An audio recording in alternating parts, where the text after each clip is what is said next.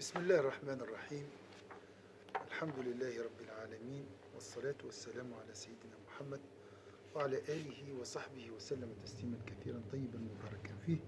La suite de notre hadith, la page 36. Donc l'islam est bâti sur 5 piliers. L'attestation qu'il n'y a de divinité que Dieu et que Sayyidina Muhammad est son serviteur et son messager, l'accomplissement de la prière, le don de l'aumône, zakat, le pèlerinage de la maison sacrée et le jeûne du mois de Ramadan. La prière a été demandée de tous les prophètes, la page 39.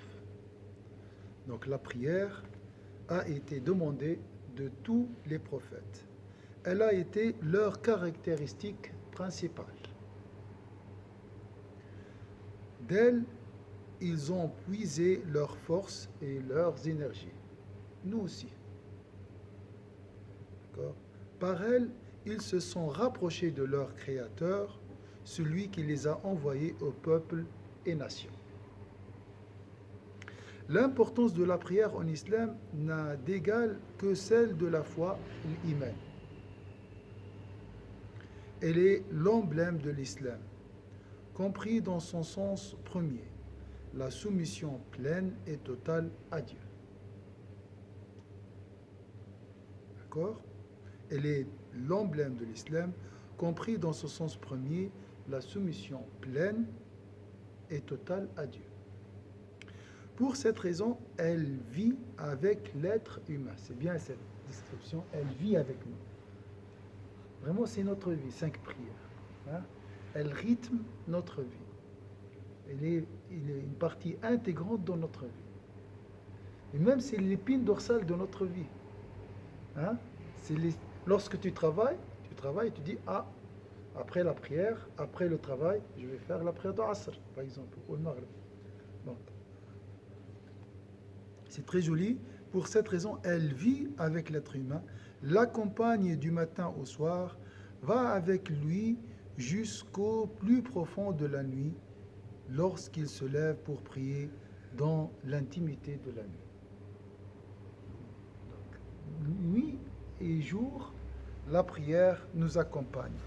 Elle est avec lui dans sa demeure et lors de son voyage, dans son lieu de travail et sur son lit de malade, dans ses moments de bonheur et d'autres de détresse, dans sa reconnaissance des bienfaits de Dieu et donc de remerciement et ses besoins.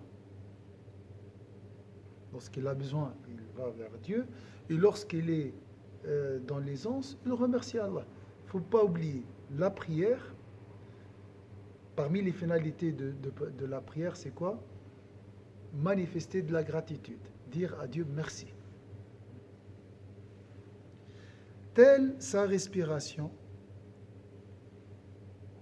la prière vit avec le croyant, calme ou allaitante, rapide ou lente, profonde ou dans la mesure, elle s'adapte au contexte, à la demande, elle est toujours présente. Des fois, on raccourcit la prière, on la fait très vite si on a quelque chose à faire ou on n'a pas beaucoup de temps, on a une petite pause, d'accord? Et des fois, si on a le temps, on peut la prolonger. Ou plutôt, le croyant vit par elle. Un joli passage, ça. Hein? Le croyant vit par elle. Je mange pourquoi? Pour adorer Dieu. Je mange pour adorer Dieu. Et l'épine dorsale de l'adoration de Dieu, c'est quoi? La prière. Je travaille pourquoi? Pour prier. Alors, si on fait le raccourci, l'adoration est plus globale que la prière. On peut prier partout, avec le cœur et tout. Mais la prière, c'est un rappel constant, fixe aussi. D'accord? Donc, je vis pour prier. Je mange pour prier. Je me marie pour prier. Je survis pour vivre par la prière. Mais je travaille pour prier. Oui, pour avoir de l'argent et acheter de la nourriture. Ah oui, ok. On a besoin du travail. pour survivre, d'accord. J'allais dire, il n'y a pas besoin d'argent pour prier, justement. On a besoin de l'argent pour acheter, manger, les habits, Oui, bah oui, ouais. hein, avoir un logement et tout, d'accord. Ouais. Donc, Oui, tout est lié. tout est lié à la vie, à la prière. Le croyant vit par elle. Vit par elle et, comme il a dit aussi, la vie vit avec le croyant. Il y a cette réciprocité. Il est d'abord 5 prières obligatoires qui rythment la journée. Elle est aussi obligatoire hebdomadaire. Elle est aussi obligation hebdomadaire pour ne pas oublier le rappel constitué par le prêche. Elle est aussi obligation hebdomadaire quand, Sébastien, Comment ça? il y a une prière obligatoire hebdomadaire. Du jour? Exactement. Pour ne pas oublier le rappel constitué par le prêche. Et les prières en plus. Et les prières en plus, surrogatoires, nafila, on appelle ça, pour entourer les obligations et les embellir. D'accord? Pour entourer les obligations et les embellir. Obligatoire. Les obligatoires et les embellir. C'est très joli aussi. Prière appelée rawatib, liée aux prières obligatoires. Comme les 2 rak'at de Fajr, d'accord? Les 12 là, d'accord? Hein? Ah, toutes les surérogatoires. Surrogatoires. Ils sont liés Entourer les obligatoires et les embellir. Et les respirations profondes dans l'intimité de la nuit. Ça, cette prière, on appelle Qiyam al-Layl, la prière de nuit. Quand elle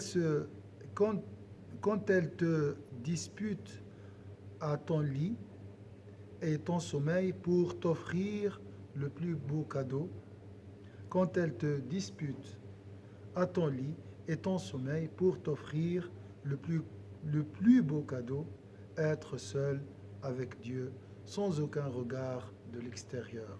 Ce moment béni où Dieu s'approche le plus près du croyant et dit: y a-t-il parmi vous ceux qui veulent repentance, pardon, qui ont une demande, et je répondrai alors présent. Ça, c'est les prières surrogatoires pendant la nuit. On a dit la prière, Allah descend au ciel le plus bas, donc à ce bas monde, pendant le dernier tiers de la nuit. C'est-à-dire à quelle heure? 2 heures. Dès 2 heures, là, Dès 2 heures du matin? le souffle spirituel change. Il y a N'importe quand dans l'année? dans l'année. On a calculé, ça c'est toujours 2 heures. 2 heures du matin. 2 heures du matin. La nuit commence après le Maghreb. D'accord? Si tu fais le calcul, tu divises par 3, le dernier tiers, souvent, après 2 heures. Et tu fais combien de rak'at? Alors tu es libre. Le prophète faisait 13, Ok. Mais tu peux faire combien y tu veux? compris le shafa watr. Mais tu peux en faire combien tu veux? Tu peux faire comme tu veux. Ok, d'accord. D'accord. Donc ça, vraiment, c'est pour, comme il a dit ici, et les respirations profondes dans l'intimité de la nuit, quand elle te dispute à ton lit et ton sommeil pour t'offrir le plus beau cadeau, être seul avec Dieu, sans aucun regard de l'extérieur, ce moment béni où Dieu s'approche le plus près du serviteur et dit. La proximité n'est pas physique, hein, ici, c'est une proximité, d'accord, spirituelle. Il ne faut pas imaginer un déplacement d'un point à un autre. Hein. Y a-t-il parmi vous ceux qui veulent repentance, pardon, qui ont une demande, et je répondrai alors présent. L'aumône obligatoire zakat. La zakat est une aumône obligatoire, annuelle, prise auprès des riches et distribuée aux plus démunis. C'est clair? Dans son sens littéral, le mot veut dire augmentation, multiplication, purification. Elle purifie ton argent. Multiplier, fructification aussi. D'accord? Donc, c'est un investissement. Si tu veux gagner, donne. Et ceci à l'opposé de la première perception de cet impôt qui, de prime abord, est une diminution du patrimoine. En effet, elle est augmentation de son patrimoine auprès de Dieu, constitué des bonnes œuvres réalisées durant la vie. Mais pas seulement. Elle est aussi augmentation de son patrimoine ici-bas, parce que telle est la promesse de Dieu, parce que telle est la promesse de Dieu. Le prophète sallallahu alayhi wa sallam dit, chaque jour qui se lève voit 2 anges descendre. Le premier dit, Seigneur, donne à celui qui a donné en remplacement. Et le second dit, Seigneur, donne à celui qui a refusé de donner une perte. Est-ce que c'est clair ici? Alaykoum salam. Chaque jour qui se lève voit 2 anges descendre. Le premier dit, Seigneur, donne à celui qui a donné en remplacement. Et le second dit, Seigneur, donne à celui qui a refusé de donner une perte.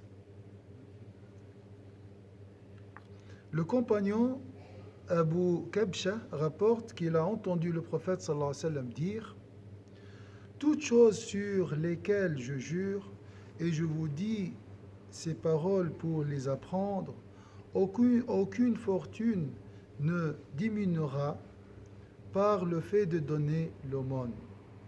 Toute personne ayant subi une injustice et qui prend patience se verra ajouter encore plus de considération et d'estime.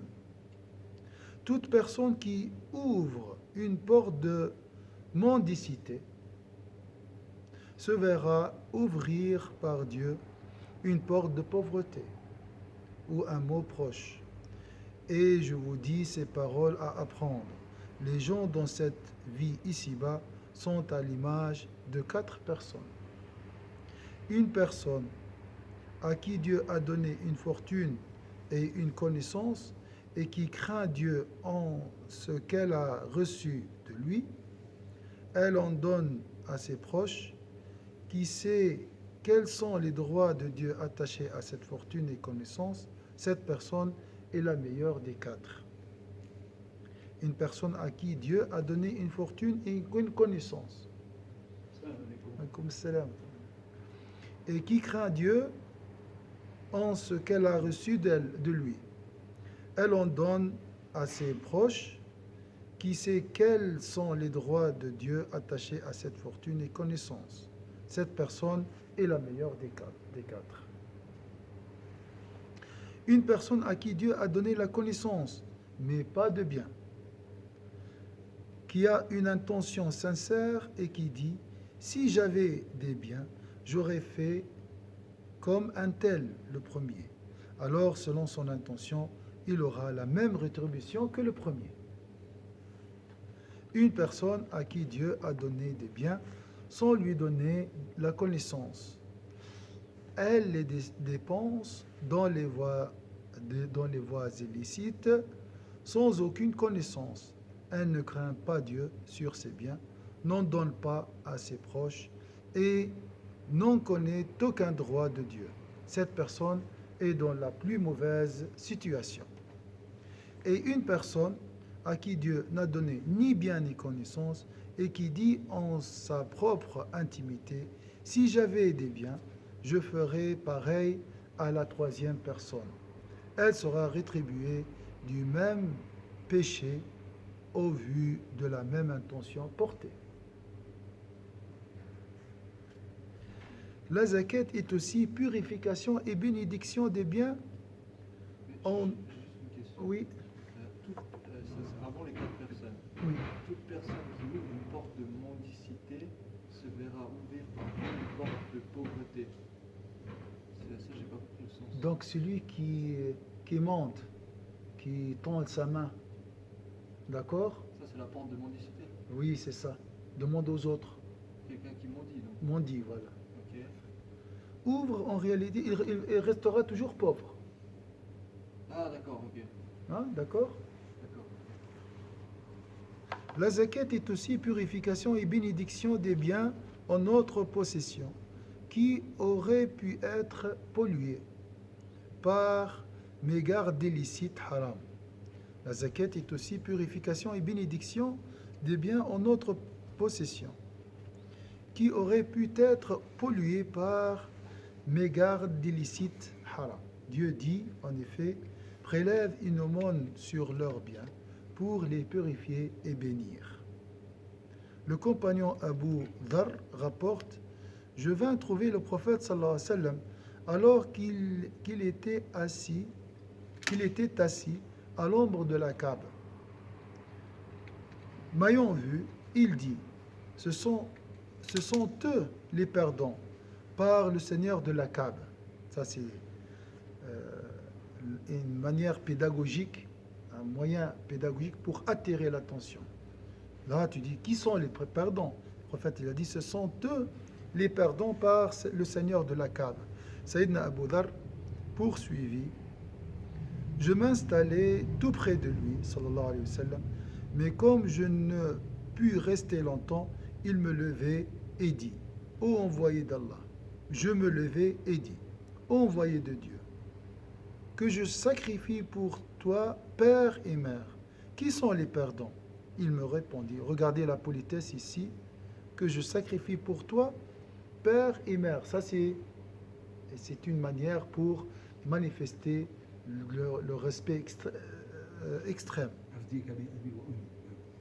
Qui sont ces perdants? Il me répondit: Ce sont les plus fortunés, à moins qu'ils ne dépensent leur argent par-ci, par-là, en aumône. Et il fit des gestes devant lui, derrière lui, à sa droite et à sa gauche. Mais hélas, qu'ils sont rares. Donc, sont rares les gens fortunés qui dépensent de l'argent, malheureusement.